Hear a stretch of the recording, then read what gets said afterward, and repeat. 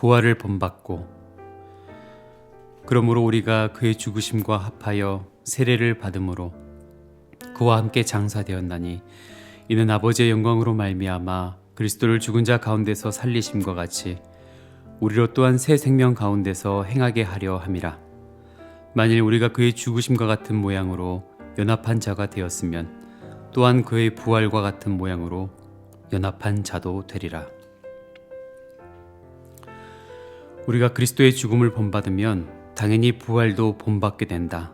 그러나 오직 그리스도의 죽음, 즉 십자가와 자기 부정만 거론한다면 그리스도를 따르는 것 가운데 한쪽만 말하는 것이다. 그리스도의 죽음으로부터 앞으로 나아갈 수 있는 힘은 그리스도의 부활의 능력을 통해서만 주어질 뿐이다. 우리가 믿음을 갖는 순간 그리스도의 죽음과 하나가 되고 내적 삶이 성장한다.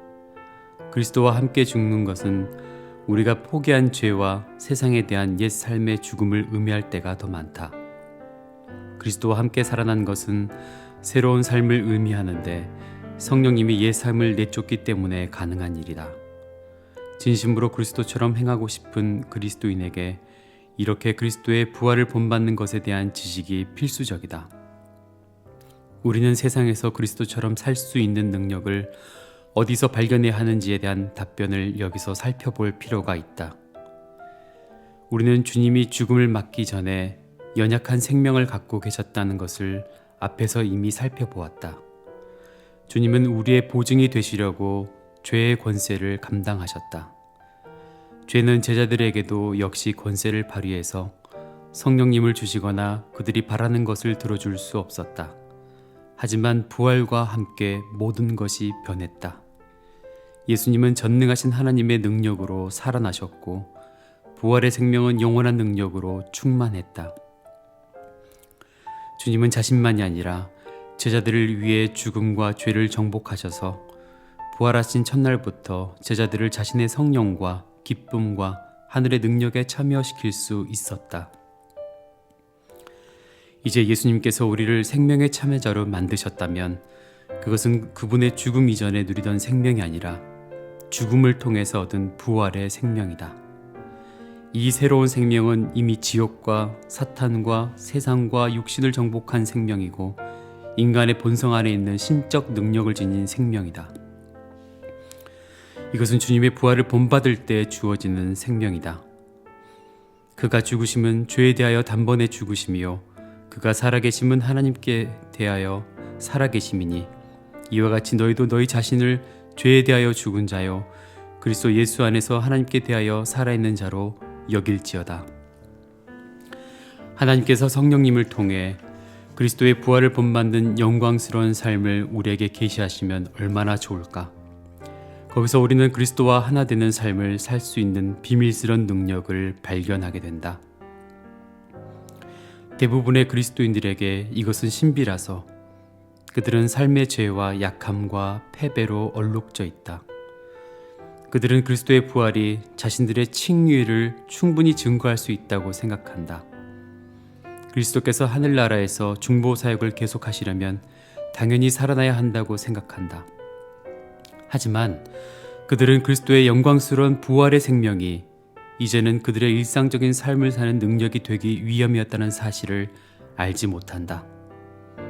그래서 예수님을 온전히 따르거나 예수님의 형상과 완전히 일치한다는 말을 들을 때 희망을 잃어버린다. 그들은 그리스도께서 모든 일을 처리하신 것처럼 행동하도록 죄인들에게 어떻게 요구하실지 상상하지 못한다. 그들은 부활의 능력을 갖고 계신 예수님을 모른다. 지금 모든 것을 해로 여기는 이들 사이에서 역사하시는 그분의 능력을 모른다.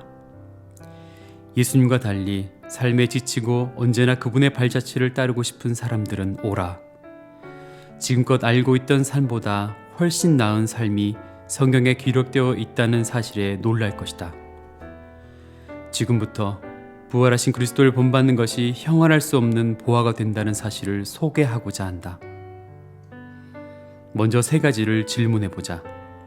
첫째, 예수님과 부활의 생명이라는 규칙에 스스로의 삶을 복종시킬 준비가 되어 있는가?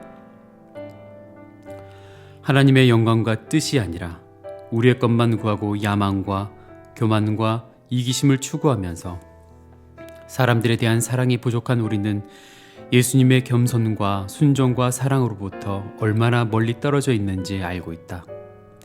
그런데 문제는 우리가 죄로 간주하는 이 모든 것을 마주한 채 다음과 같이 기꺼이 말할 수 있는가 하는 것이다.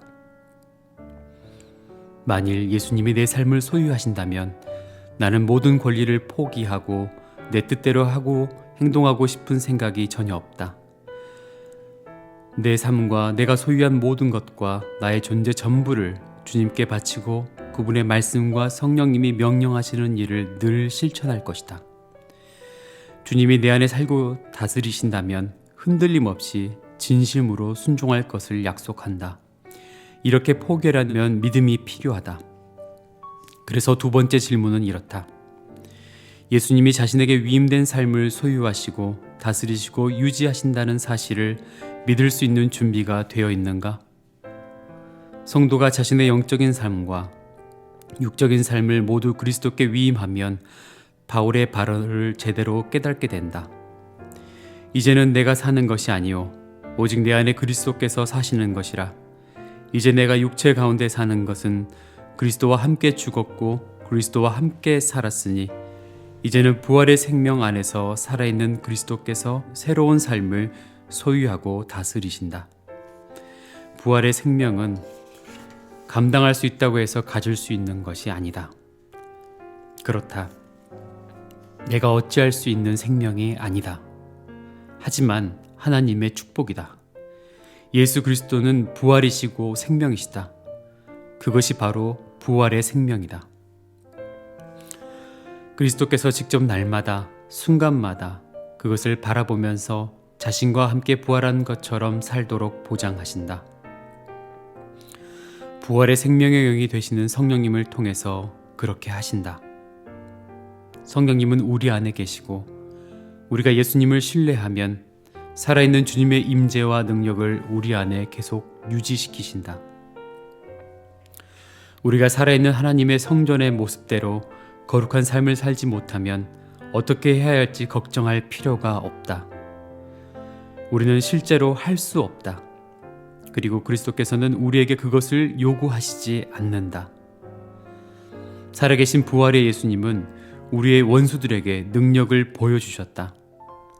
우리를 사랑하시는 그분이 직접 우리 안에서 그 일을 행하신다. 성령님을 능력으로 삼도록 허락하시고 우리가 믿기만 하면 신적인 성실함으로 자신의 일을 우리 안에서 이루신다. 그리스도는 우리의 생명이시다. 이제 세 번째 질문이다. 이 부활의 생명을 하나님께서 그리스도께 그리고 잃어버린 사람들을 축복하는 능력으로 우리에게 역시 허락하신 목적대로 사용할 준비가 되어 있는가? 만일 우리가 스스로의 완전과 행복만 구한다면 부활의 생명을 추구하는 바람은 모두 사그라질 것이다. 하나님께서 예수님을 다시 일으켜서 높이신 것은 회개와 죄의 용서 때문이었다. 그분은 늘 죄인들을 위해서 기도하신다. 우리도 예수님처럼 스스로를 포기하고 부활의 생명을 받아들여서 같은 목적을 가져야 한다. 멸망하고 있는 이들을 위한 사역과 기도에 전적으로 헌신해야 한다. 그러면 부활의 생명이 머물고 영광스러운 목적을 달성할 수 있는 적절한 그릇과 도구가 될 것이다. 우리는 그리스도처럼 살도록 부름을 받았다. 이것을 위해서 우리는 이미 부활을 본받고 그분과 하나가 되었다. 한 가지 문제는 우리가 그리스도의 부활의 생명을 충만하게 경험하고 싶어 하는지의 여부이다. 즉, 삶 전체를 기꺼이 포기해서 부활의 능력을 철두철미하게 드러낼 수 있는지의 여부가 유일한 문제이다. 뒤로 물러서지 마라. 스스로를 남김없이 그리스도께 바쳐라. 연약하고 믿음이 없는 것까지 남김없이 말이다. 그리스도의 부활이 모든 생각과 기대를 뛰어넘는 경이였던 것처럼 부활하신 그분은 생각하고 바랄 수 있는 것을 모두 넉넉히 넘을 정도로 우리 안에서 계속 역사하실 것이다. 예수님의 죽음과 부활의 이전과 이후에 제자들의 삶은 정말 달라졌다. 예수님의 죽음 이전에는 모두 연약했고 두려움과 이기심과 죄뿐이었다. 하지만 부활을 통해서 능력과 기쁨, 생명과 사랑과 영광이 가득했다. 예수님의 부활을 칭의의 근거로만 알고 있고 부활을 본받는 것을 전혀 모르는 그리스도인이 부활하신 주님이 직접 자신의 생명이 되신다는 것을 발견한다면 정말 놀랍게 변화될 것이다. 예수님이 직접 삶 전부를 책임지신다는 사실을 깨달으면 정말 놀랍지 않을까?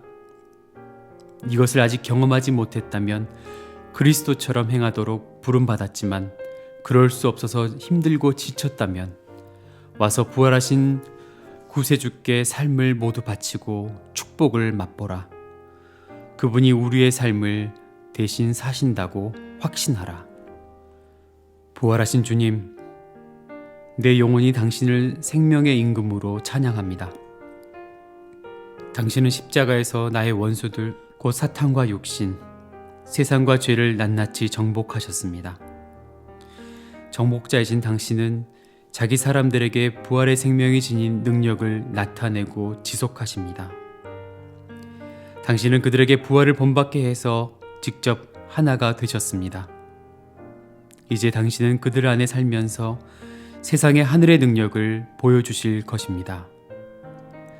은혜의 주님, 이 놀라운 은총을 허락하신 당신의 이름을 찬양합니다. 내 삶과 거기에 속한 모든 것을 바치고 내려놓으라는 당신의 초대를 따릅니다. 너무 오랫동안 스스로의 힘으로 당신처럼 살려고 애썼지만 성공하지 못했습니다. 당신처럼 행하려고 하면 할수록 절망이 더욱 커졌습니다. 삶에 대한 모든 근심과 책임을 당신께 맡기는 것이 얼마나 큰 축복인지 당신의 제자들을 통해서 알게 되었습니다. 주님, 나는 당신과 함께 살아났고 당신의 부활을 본받아서 당신과 하나가 되었습니다. 오셔서 나를 당신의 것으로 삼아주시고 나의 생명이 되소서. 부활의 주님, 부활의 능력으로 당신의 첫 제자들에게 그렇게 하신 것처럼 그 무엇보다 당신의 모습을 볼 수 있기를 간구합니다. 당신은 부활 이후에 제자들에게 모습을 보여주신 것으로 그치지 않으셨습니다. 당신이 스스로를 알게 하시자 비로소 그들은 알게 되었습니다. 당신을 믿습니다. 당신을 나의 생명으로 알게 하소서. 그것은 당신의 일입니다. 오직 당신만이 하실 수 있습니다. 당신이 그렇게 하실 것이라 믿습니다. 그러면 나의 부활의 생명은 당신의 부활의 생명을 닮아서 당신이 필요한 모두에게 계속해서 빛과 축복의 근원이 될 것입니다. 아멘.